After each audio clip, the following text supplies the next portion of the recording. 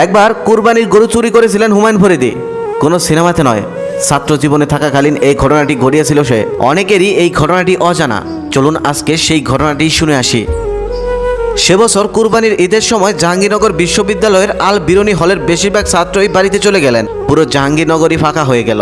ঈদের পরে পরীক্ষা শুরু হবে, অল্প কয়েকজন ছাত্র এই জন্য শুধু থেকে গেল। কুরবানি ঈদের আগের দিন হলের ছাত্ররা দল বেঁধে গেলেন প্রভোস্ট বিশ্ববিদ্যালয়ের অধ্যাপক কলিমুল্লাহ স্যারের বাসায়। তাদের সবার দলনেতা ছিল আবার হুমায়ুন ফরিদী। স্যারের বাসার সামনে হরতাল দেখে স্যার জিজ্ঞেস করলেন, কেমন আছো, কোনো বিশেষ দরকার কি? হুমায়ুন ফরিদী তখন স্যারকে বলল, স্যার সবাই ঈদের ছুটিতে বাড়িতে চলে গেছে, শুধুমাত্র আমরা কয়েকজন ছাত্র আছি, পরীক্ষার কারণে বাড়িতে যেতে পারলাম না। সবাই বাড়িতে গিয়ে মজা করবে, কুরবানির গোশত খাবে, আর আমরা এখানে আটকা পড়ে থাকবো। আপনি যদি আমাদের একটা গরুর ব্যবস্থা করে দিতেন কুরবানি উপলক্ষে, তাহলে আমরা ছাত্ররা সবাই মিলে কুরবানিটা উপভোগ করতে পারতাম। ঈদের নামাজ পড়ে এসে গরু কাটবো, এটাই না কুরবানি ঈদের মজা? স্যার তখন ফরিদীকে জিজ্ঞেস করলেন, তোমরা কজন আছো? ফরিদী বলল, আমরা 20-22 জনের মতো আছি। স্যার তখন জবাবে বলল, তাহলে গরু কোরবানি দেওয়ার দরকার নেই, গরু লাগবে না। একটা কাজ করো, আমি একটা খাসির ব্যবস্থা করে দিচ্ছি, তোমরা এই খাসির টাকাটা নিয়ে গিয়ে একটা খাসি কিনে ফেলো। সবাই তখন ব্যর্থ মন নিয়েই স্যারের বাসা থেকে বের হয়ে আসতেছিল। ঠিক সেই সময় চোখ পড়ল স্যারের কুরবানির গরুর উপর। বাংলোর আঙিনায় বেঁধে রাখা স্যারের কুরবানির গরু। স্যার এবার কুরবানি দেওয়ার জন্য কালো একটা গরু কিনে বেঁধে রেখেছে।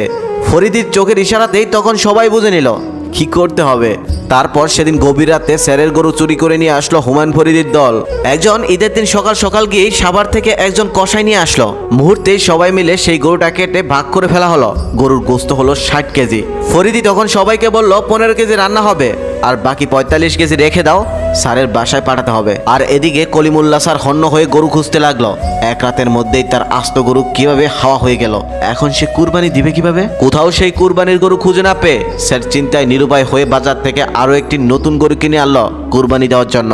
স্যারের কুরবানির গরু চুরি হয়ে গেছে, এটা প্রচার হয়ে গেল বিশ্ববিদ্যালয়ের আনাচে কানাচে। খবরটা বিশ্ববিদ্যালয়ের সকল শিক্ষক, সকল কর্মচারীদের বাসায় যেতেও সময় লাগলো না। বিশ্ববিদ্যালয়ের বাকি হলগুলোর ছাত্ররাও জেনে গেল স্যারের কুরবানির গরু চুরি হয়ে গেছে। অন্যদিকে ঈদের দিন সকালে এক ছাত্রের কাছে স্যার খবর পাঠালেন, তোমরা সবাই অন্তত আমার বাসায় এসে সেমাই খেয়ে যাও, গোস্ত তো এবার খাওয়াতে পারবো